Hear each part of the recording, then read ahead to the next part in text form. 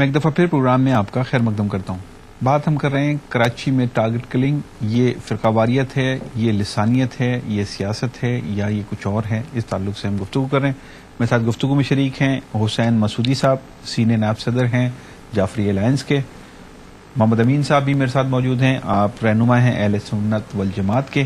اور حاجی حنیف طیب صاحب ہیں, سربراہ ہیں نظام مصطفیٰ پارٹی کے. حاجی حنیف طیب صاحب, بریک سے قبل آپ نے کہا کہ یہ جو ٹارگٹ کلنگ ہو رہی ہے یہ فرقہ واریت ہے. جی, میں عرض کر رہا تھا کہ ٹارگٹ کلنگ میں فرقہ وارانہ عنصر بھی موجود ہے, علاقائی لسانی بھی موجود ہے, سیاسی بھی موجود ہے. ہر طرح کی ٹارگٹ کلنگ اس وقت ہو رہی ہے. کیوں ہو رہی ہے آپ نے سوال پوچھا.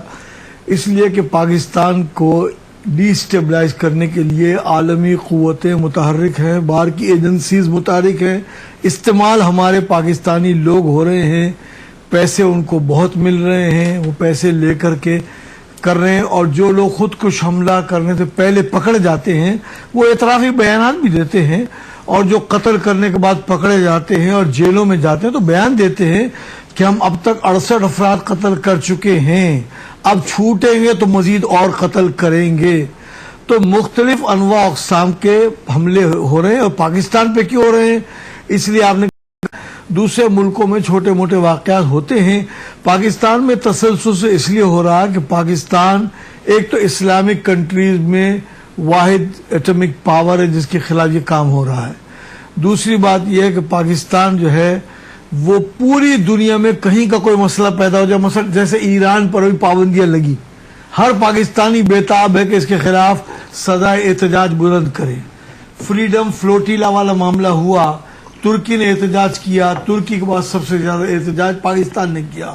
ابھی گستاخانہ خاکے بنے تو ہمیں رپورٹیں ملی کہ پوری دنیا میں سب سے زیادہ احتجاج پاکستان میں ہوا.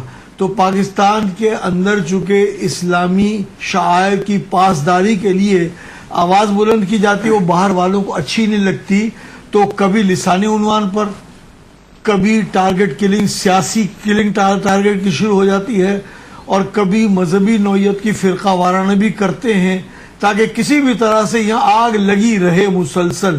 تو اسی لیے ہمیں اس سے یقیناً بچنا چاہیے. اور میں اس بات سے متفق ہوں, یہاں پاکستان بنے ہوئے 60-62 سال ہو گئے, یہاں سب رہتے ہی تھے, سب سارے مسلمان یہاں رہتے ہیں, سنی رہتے ہیں, شیعہ رہتے ہیں, ایک دوسرے کے جلسے بھی ہوتے رہتے ہیں, محرم میں ربیع الاول میں پروگرام بھی ہوتے رہتے ہیں, کوئی کسی کو نہیں مارتا تھا پہلے. لیکن باہر کی جب سے قوتوں نے یہاں چارج سنبھالا ہے اس دہشت گردی کا, تو یہ کنٹینیوسلی چاہ رہے ہیں. اور پاکستان میں سب سے زیادہ کراچی کو اس لیے سینٹر بنایا کہ کراچی پاکستان کا معاشی ہب ہے. جتنا پاکستان کو ڈی اسٹیبلائز کرنے کے لیے کراچی کو نقصان پہنچایا جائے گا, اتنا ہی زیادہ پاکستان بھر کے پورے علاقے کو نقصان پہنچ جائے گا. تو اس لیے اس کو کراچی کو خاص ٹارگٹ بنایا گیا. اوکے, جناب مسعودی صاحب یہ فرمائیے آپ کہ کراچی کو انہوں نے کہا ٹارگٹ کیا جا رہا ہے, انٹرنیشنل فورسز ہیں. ایک عام تاثر یہ ہے کہ ایران اور سعودی عرب کی لڑائی کراچی اور پاکستان میں لڑی جا رہی ہے, یہ بھی تجزیہ کار کہتے ہیں, بہت سارے اخبارات نے اس چیز کو نمایاں طریقے سے چھاپا بھی گیا ہے. کیا کہتے ہیں آپ؟ دیکھیے, میں پھر ایک بات کہوں گا. سب سے پہلے تو میں حاجی حنیف طیب صاحب کی باتوں کی تقریباً 100% تائید کروں گا کہ جو کچھ انہوں نے مختصر سے وقت میں جتنا جامع گفتگو کی ہے, جتنی وہ واقعی ہر پہلو کو انہوں نے سامنے لایا, اور بالکل اس میں کوئی شک و شبے کی گنجائش نہیں ہے. یہ انہوں نے بالکل صحیح کہا کہ جناب ایک مجرم جو ہے, ملزم جو ہے, وہ بار بار عدالت میں بھی اقرار کرتا ہے, کورٹ میں بھی اقرار کرتا ہے, اپنے ٹی وی پہ بیان میں آ کے بھی اعتراف کرتا ہے, یعنی ہر طرح سے وہ اعتراف بھی کرتا ہے, اس کے بعد وہ چھوٹ بھی جاتا ہے, پھر دوبارہ وہ ٹارگٹ کلنگ کرتا ہے, پھر جاتا ہے, پھر آتا ہے. یعنی یہ عجیب و غریب ایک فضا ہے. اسی طریقے سے اور بہت ساری چیزوں کی طرف جن کی طرف انہوں نے نشاندہی کی. رہ گئی بات جس بات کی طرف آپ نے اشارہ کیا کہ دیکھیے, اب میں یوں کہوں گا کہ دنیا میں جیسے کہ کہا کہ واحد ایٹمک طاقت پاکستان تھا, اور یہ یہاں کے عوام بھی واقعی ایٹمک ہی ہیں. اپنے مذہب کے معاملے میں ایک جذبہ رکھتے ہیں, شوق رکھتے ہیں, ولولہ رکھتے ہیں, حوصلہ رکھتے ہیں. یہ پاکستان بنایا اسی اسلام کے لیے, ٹھیک ہے نا. لیکن جو اب دوسری طاقت اگر ایٹمک بننے والی ہے تو وہ ایران ہے.